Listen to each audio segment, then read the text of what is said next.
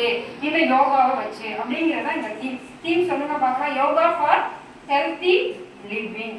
Healthy living என்னது? நோய் நொடி இல்லாமல் நல்ல ஆரோக்கியமாக ஆயுள் நமக்கு கொடுக்கப்பட்ட வரைக்கும் நம்ம என்னது ஆரோக்கியமா இருக்கணும். அதுதான் இந்த கான்செப்ட். தமிழ்ல சொன்னோம்னா முதுமையில் என்னது எப்படி இளமையாக இருக்கிறது இந்த யோகா கலை மூலம் அப்படிங்கிறது. அப்ப இந்த பயிற்சி பண்றதுனால மட்டும் நம்ம இளமையா எப்பவுமே இருக்க முடியாது.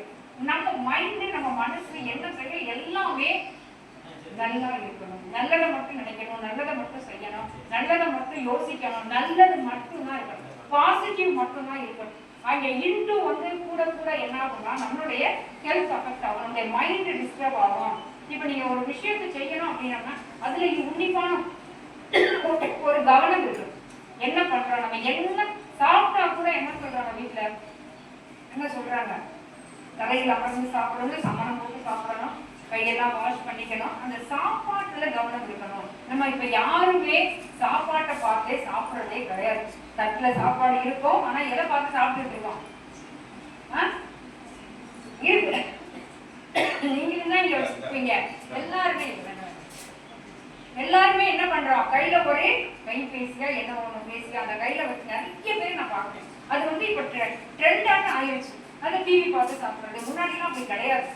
சாப்பிட சாப்பாடுல என்ன இருக்கு, என்ன வச்சிருக்காங்க, எவ்வளவு வேணும், நம்ம எவ்வளவு சாப்பிட்டு இருக்கோம், இது எக்ஸாம்பிள் சொல்றேன். இது மாதிரி ஒரு